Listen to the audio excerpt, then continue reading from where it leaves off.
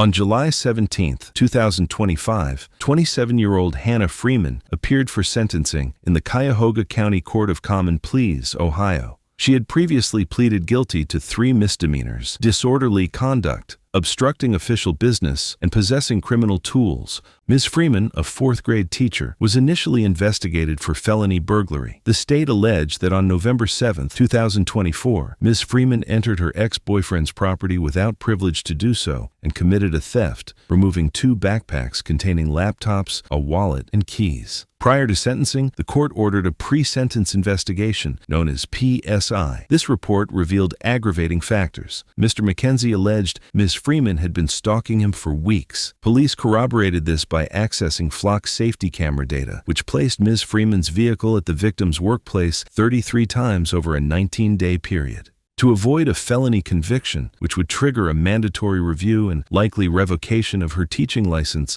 the defense negotiated a plea deal. A plea deal is a negotiated agreement where the defendant admits guilt to reduce charges in exchange for the prosecutor's recommendation of leniency. In June 2025, Ms. Freeman entered her guilty pleas. On July 17, 2025, she stood before Judge David T. Mattia in courtroom 16D for final judgment. Ms. Freeman pled guilty back in June to disorderly conduct, a minor misdemeanor in count 1, obstructing official business, a second-degree misdemeanor in count 2, and possessing criminal tools, a first-degree misdemeanor in count 3. She was referred for a pre-sentence investigation, which the court has received and reviewed. PSI is extremely detailed. Counsel, have you read the PSI? Yes, I have. Yes, Your Honor. You find it to be complete and accurate? I do, Your Honor. I find it to be complete. Some of the police report was not accurate, hence the reason for the amended charges. In what way?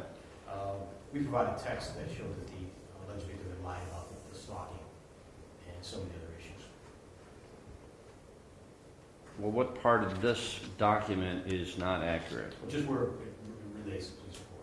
Pardon me? Just where it relates to the police report, Your Honor. I don't understand what you're telling me. There's 4 single-space type pages that looks to be largely taken from the police report. Are you telling me the entire PSI is inaccurate? No, just where the alleged victim told the officers that she was stalking him. They were still engaged in a relationship at the time. She had planned on spending the night at his house that night with his permission. It's not much.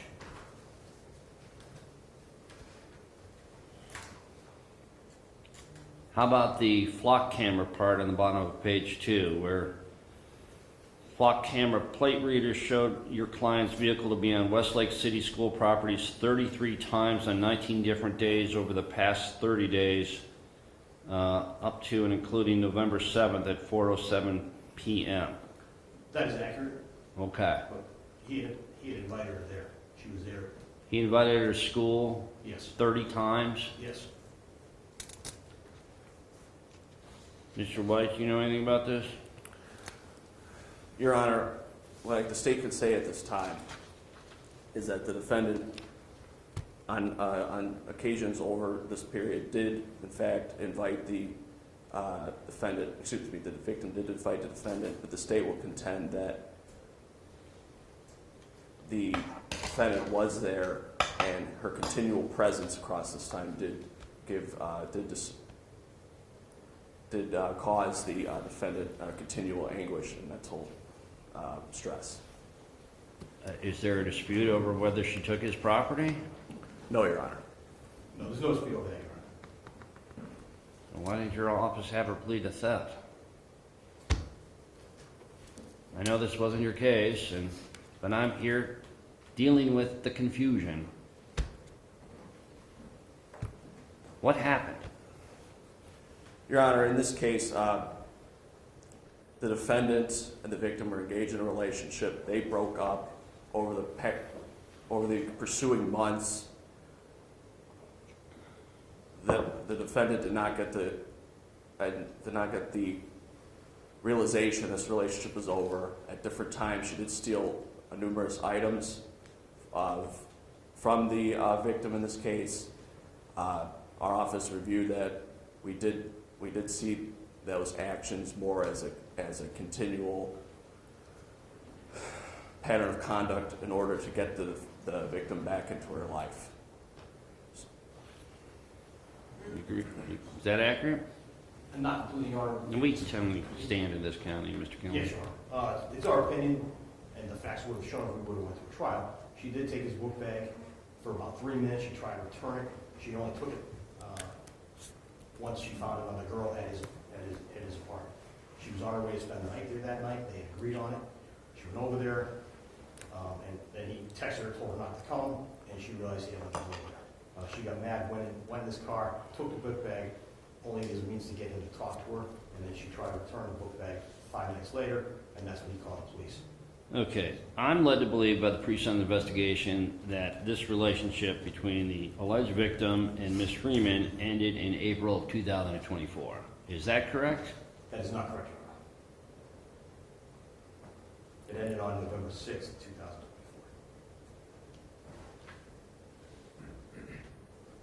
And that's why if you review the discovery that I provided, the text detail everything. And that's why we had negotiated plea with the charges that we have and that she pled guilty to. Okay, the pre-sentence investigation indicates that your client took 2 backpacks, a red and a black backpack containing a Chromebook laptop computer, an HP laptop computer, the victim's wallet, and a set of car keys to his car, apartment, and work school. Is that correct? That is correct, Your Honor.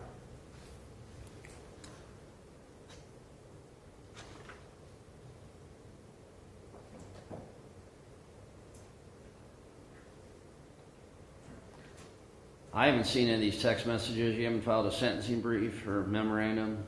Well, they were in the discovery that I filed, the defendant's discovery.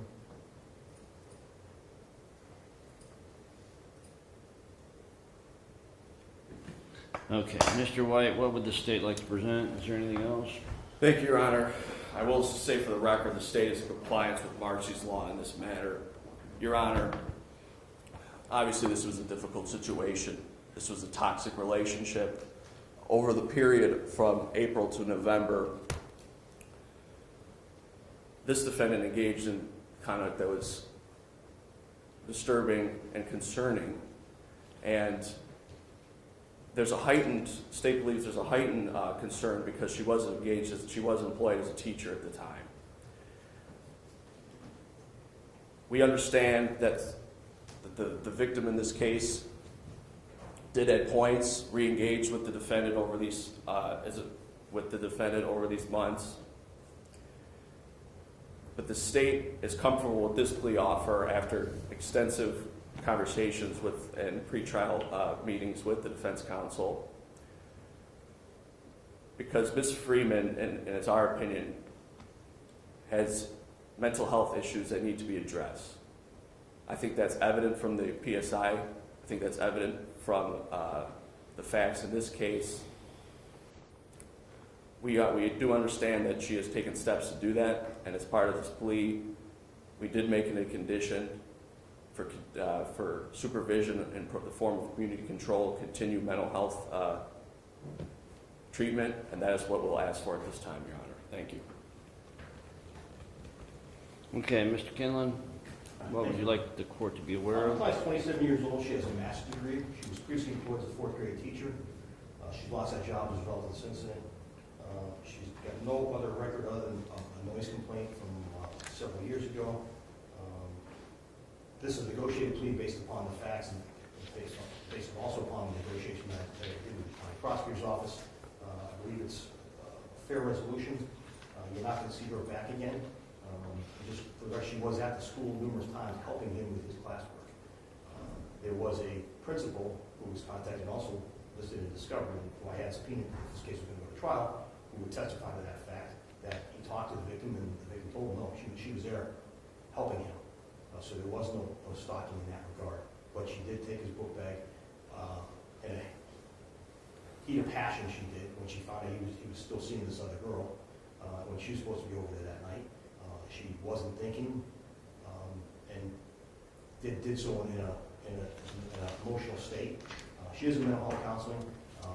She regrets this incident, and I don't think you'll see her back here now. Thank you. Defense attorney Michael Kinlan attempted to mitigate the sentence by challenging the factual narrative in the PSI. He characterized the events not as criminal stalking, but as the fallout of a toxic relationship where the victim had allegedly re-engaged with the defendant. Legally, Mr. Kinlan attacked the mens rea, criminal intent, of the original theft allegation. He argued Ms. Freeman lacked the purpose to deprive the owner of property, as required by Section 2913.02, claiming she took the items merely to entice the victim to communicate, acting under extreme emotional stress rather than criminal greed. However, Judge Mattia rejected this mitigation by introducing objective data from flock safety cameras. Okay, Ms. Freeman, you have the opportunity to speak before we announce your sentence. What would you like me to know? I regret the incident. I definitely acted out of emotion, and I regret that decision that I made that night, and I will take steps necessary to move on from this incident, and you will not see me back here again. Okay, thank you. Okay. Court has considered this matter.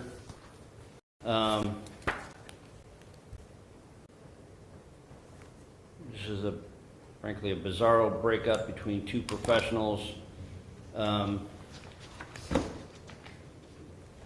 pre-sentence investigation does not paint a pretty picture of your behavior, Ms. Freeman.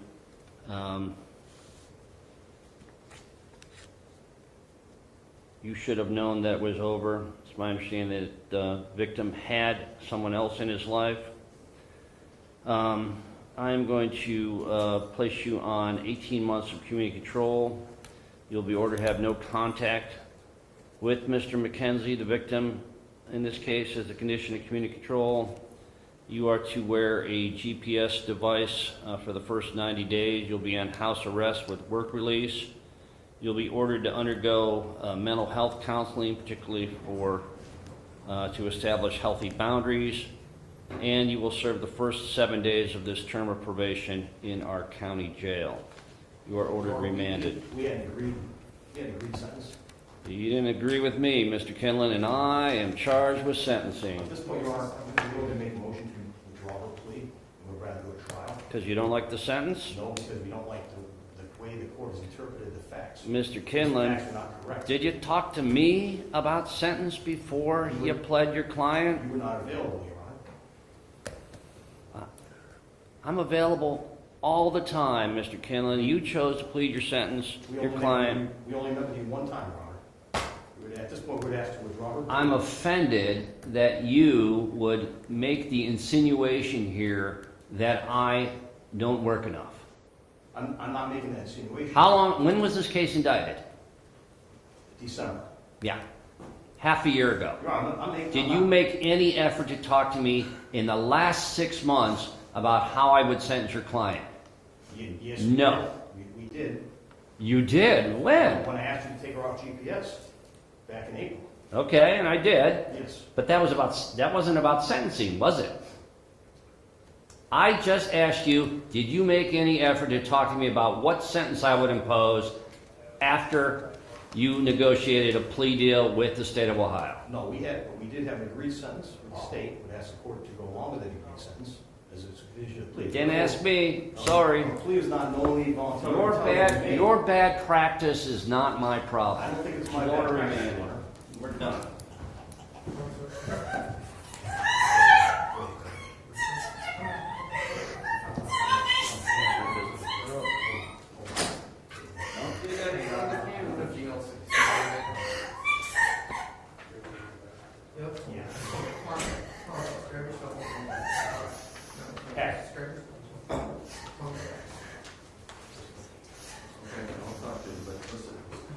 Listen, hold on.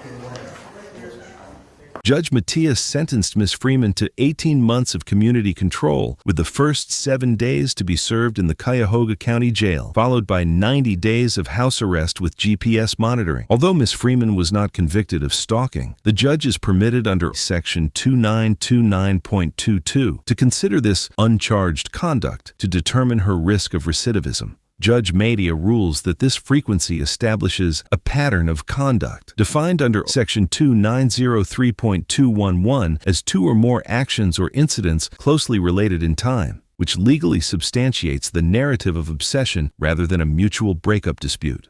Judge Matia characterized the behavior as bizarre and determined that establishing firm boundaries required incarceration. Upon hearing the order for jail time, Attorney Kinlan immediately attempted to withdraw the guilty plea, claiming they had an agreed sentence for probation. In a standard plea deal, the prosecutor agrees to recommend a sentence, but the judge retains judicial discretion to accept or reject that recommendation. Unless the judge explicitly agrees to be bound by the sentence before the plea is entered, the defendant is gambling on the court's mercy. Critically, Judge Matia denied the request for a new trial because of Ohio Criminal Rule 32.1. A defendant may move to withdraw a plea before sentencing freely. However, once the sentence is pronounced, the standard shifts to manifest injustice.